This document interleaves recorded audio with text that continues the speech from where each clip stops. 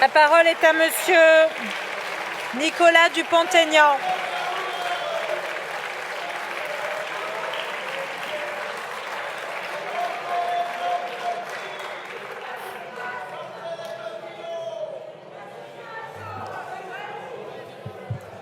Madame la Présidente, Messieurs les ministres, chers collègues,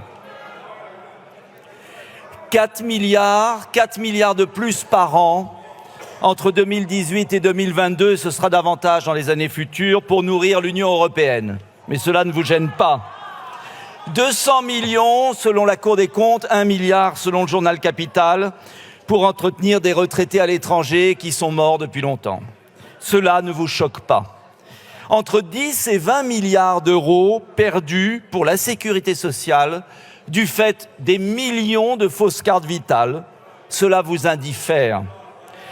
15,9 milliards, mes chers collègues, écoutez ça, 15,9 milliards ajoutés aux charges d'intérêt en 2022 pour payer les charges d'intérêt à taux variable indexées sur l'inflation, c'est-à-dire ces fameuses obligations scandaleuses, alors que vous auriez pu emprunter à taux fixe. Vous avez donc gaspillé en 2022 et vous allez gaspiller en 2023 15 milliards d'euros pour une faute de gestion et pour servir vos amis les banquiers.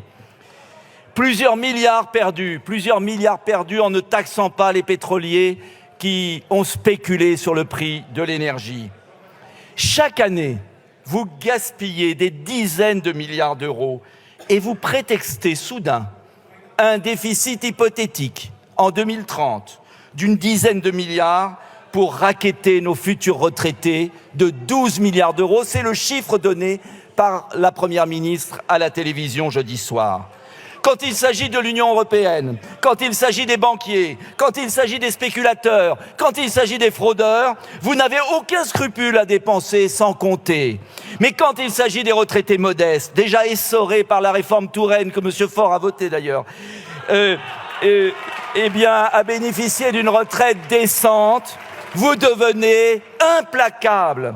Votre modèle, c'est pas Margaret Thatcher, c'est le fameux shérif de Nottingham, celui qui volait les pauvres pour donner aux plus riches. Voilà votre politique.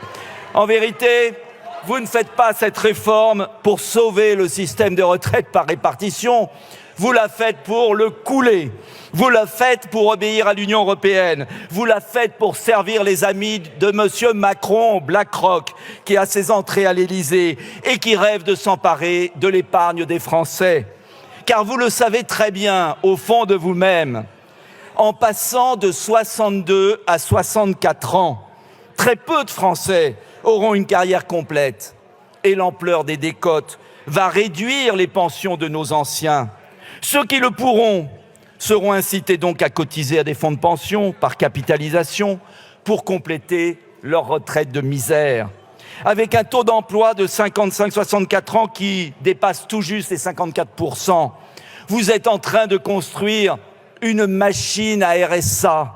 C'est ça la réalité. Et si vraiment vous étiez si attaché à sauver le régime de répartition, vous concentreriez votre action sur sa viabilité à long terme, qui passe, et vous le savez tous, d'une part par l'augmentation de la productivité, c'est-à-dire par la relocalisation des activités, et d'autre part par la mise en place d'une vraie politique familiale, celle que François Hollande et Emmanuel Macron ont détruite. Voilà la réalité. Votre réforme est indéfendable. Et vous le savez très bien, sinon vous n'auriez pas utilisé l'artifice de l'article 47.1, ni la menace du 49.3. Mais le peuple français a compris, et comme toujours dans l'histoire, se réveille lorsque l'essentiel est en jeu. Voilà pourquoi l'idée du référendum peut continuer à faire son chemin. Pour des raisons purement politiciennes, absolument ahurissantes, vous avez à gauche refusé de voter une motion référendaire totalement identique à celle que vous aviez vous-même proposée. C'est incompréhensible et nos concitoyens qui nous regardent se demandent si cette maison est une maison de fous. Parce que, vous le savez très bien, les Français seraient heureux de trancher cette question par référendum parce que c'est un choix de société. Combien de recettes voulons-nous attribuer pour que nos concitoyens aient une retraite digne? Voilà la seule question qui se pose sur les bancs aujourd'hui. Mais nous pouvons nous rattraper collectivement. Le référendum d'initiative partagée, 185 signatures de parlementaires, peut permettre d'enclencher la signature des 4 500 000 citoyens. Alors je vous demande de signer cette proposition d'un référendum d'initiative partagée qui contraindrait le président de la République à consulter les Français au suffrage universel. La responsabilité est là, à nous tous, à l'Assemblée nationale et au Sénat. Je vous remercie, mon